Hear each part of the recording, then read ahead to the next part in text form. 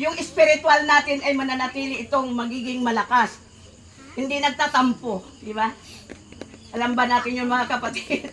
Praise God. Nakilipas din tayo mga kapatid. Amen? Praise God. Hallelujah. Kaya nga tayo nagsisikap na naglilingkod sa ating Panginoon. Bakit? Para ano? Para sa ating spiritual na buhay. Na mailagay ng maayos yung ating mga kaluluwa na hindi natin pagsisisihan pagdating ng huling araw. Di ba? Kaya nga tayo ay laging pinaalalahanan na maglingkod ka na, magbalik loob ka na sa mga alam natin na sila po ay nanghihina. Di ba? Pinalalakas natin sila sa pamagitan ng salita ng Diyos. Anong sinasabi natin kung minsan, kasama ka sa aming prayer. Di ba? Mahal ka ni Lord. Lagi kang hinahanap ni Lord. O di ba? Kaya kung ikaw naman na nanghihina, nakakaramdam ng panghihina, maramdaman mo na magiging malakas ka.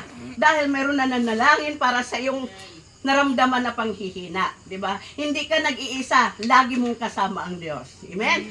Praise God. Walang taong umabot ng 100 taon na hindi nanghihina at di tumatanda.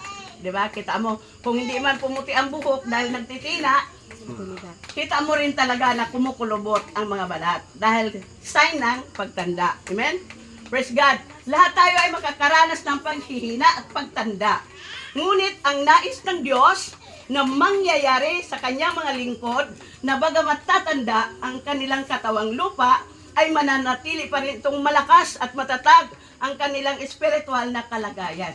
Yun ang gusto ng Diyos. Yun ang hinahanap ng Diyos na bagamat matanda ka na, sabi nga ng iba, uy, kaswerte mo naman, umabot ka na ng 87. Naglilingkod ka pa rin sa Panginoon. O diba, ganun?